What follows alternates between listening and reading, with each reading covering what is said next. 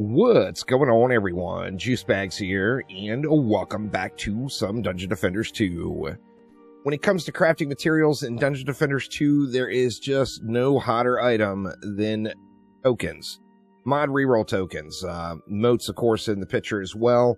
However, with few exceptions, you just never can have enough reroll tokens.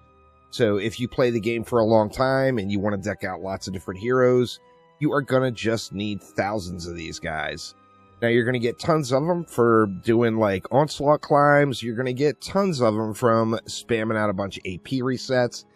However, with the exception of the extreme cases of doing, like, hundreds of AP resets, you are likely to still run out of tokens. So, where is the place to farm these guys? Well, of course, we know we get them from two different areas in expeditions. You're going to want to farm these on Chaos 9 and do your re-rolling there to save yourself a little bit of cash, or do your re-rolling even in Chaos 7 to save yourself a little cash. However, you're going to get the maximum per run if you do it on Chaos 9 and focus the pristine tokens. And of course, these are going to drop from the Drakenfrost area, so either Drakenfrost Resort, Drakenfrost Keep, or the Wild West, so the Wildest West or the Wild Westable. Now, where do you go to farm these? Of course, there's no wrong answer.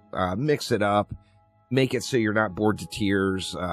Get your farm on, and by all means experience things. But if you want to straight up do token runs per hour, I did a few tests here to see which one is faster. So let's start off on Drakenfrost Resort, and I'll show you the build I used. Now, of course, since we're doing this on Chaos 9, the Fisher of Embermount just screams. Embermount Flames is just going to get it done for you. I got anti-chaos on this one. Anti-melee, or really any mod, would get the job done here. Using mass destruction, and power transfer. Now, I set up each lane exactly the same. So I went 3 fishers, I threw an oil geyser down with all my pylons on it, and a boostara. So we do that on every single lane. This is the build that I used. A few qualifiers on these times and on these runs. I did do this with an alt, so there is the alt factor in there. Now, I am not calculating the mats that the alt got, just calculating what my main got. However, this is the build I did. Now, on these 2 flyer lanes, in addition to the fishers, I did throw 2 flame auras down as well to help out with burning up the flyers as quickly as possible. And basically, same thing here. So, get that down at our 2 flame auras.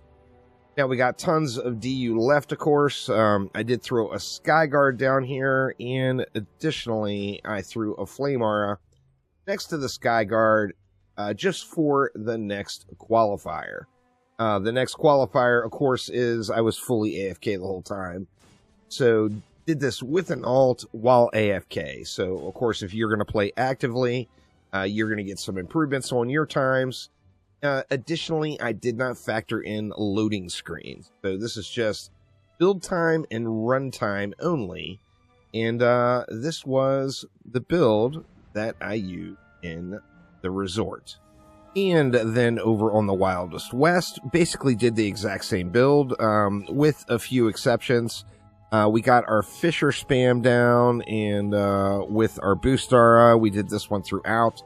I built the flyer defense in on this one after the wave was running, so I would just focus on getting the fishers built out and laid down, and then I would add in everything else. Additionally, on this map, I didn't experience any problems with it this time around, but historically I have had issues with skeletons bunching up on this stair right here. When that is the case, I would normally just get rid of one of those fishers and throw a flame aura in right there. However, this was the general build we used, or I used. As I mentioned, I did build during the combat phase as well, and I'll show you exactly what I did here. But let's go ahead and get the rest of these fishers spammed down.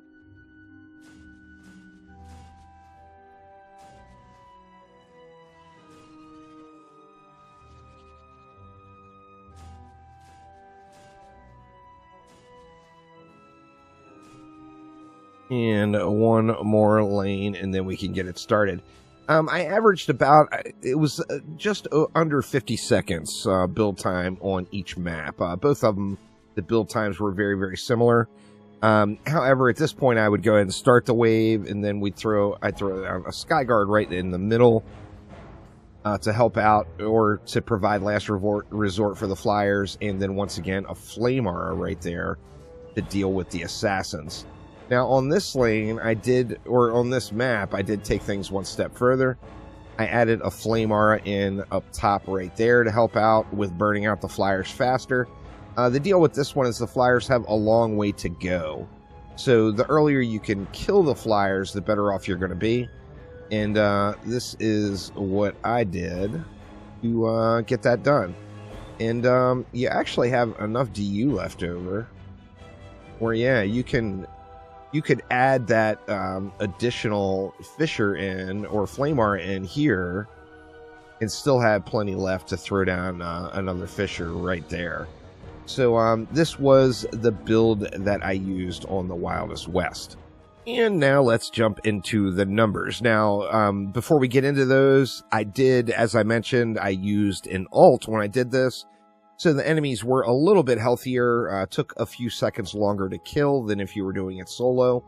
Additionally, I was full AFK through the runs. Now, I did hit G right away as soon as it popped up every wave. However, while the waves were running, I was just sitting in that Flame Aura AFK. So on the resort, after 10 runs, I averaged 7 minutes and 53 seconds per run, which is 7.61 runs per hour, or 22.83 reroll tokens per hour of play. That, of course, is per character. So if you're using alt, you're going to get that number doubled. On the Wildest West, I averaged, after 10 runs, 9 minutes and 10 seconds per run, which is 9.17 runs per hour. Or pardon me, it's 9.17 minutes. It's 6.54 runs per hour, which came out to 19.62 tokens per hour. Now, this means, of course, that the resort, I did get about 3 additional tokens per hour. A little over 3, actually. So that's 6 more tokens per hour with my alt farming on the resort. Which, you know, obviously there's reasons to farm both maps. On Wildest West, you're going to be getting the snakeskin armor. However, just as far as raw tokens per hour, the Drakenfrost Resort came out on top for me personally, fully AFK, playing with an alt. Of course, you all can make improvements on these times. These were just the results of my runs with those builds I showed. However, once again, there's no wrong answer. You know, if you're climbing Onslaught, you're going to get tons of tokens. If you're doing AP resets, you're going to get tons of tokens. If you're just wanting to grind tokens and nothing else, I personally would probably head over to Drakenfrost Resort to get yourself a few additional tokens per hour if you don't care about snakeskin. Like, I personally in a position where I just got tons and tons of snakeskins. I don't really need any more. I'm not really interested in farming them to try to sell them or to try to farm like a max roll version of them or anything like that. I've got tons of them. I've got more than enough that's going to get the job done for me. And additionally, I have done about 20 bazillion Wildest West runs since that map launched over the last couple of years. And it's nice to jump into a different map and kind of mix up the grind a little bit. Having a little additional effectiveness on top of that as far as tokens per hour is definitely a good thing. So Drakenfrost Resort, in my personal opinion, this is the go-to, but you're going to get these for just about everything. So just do what you're doing, keep grinding, and get your tokens. But that will do it for now. Thanks a ton for watching, and I will see you next time around. Take it easy.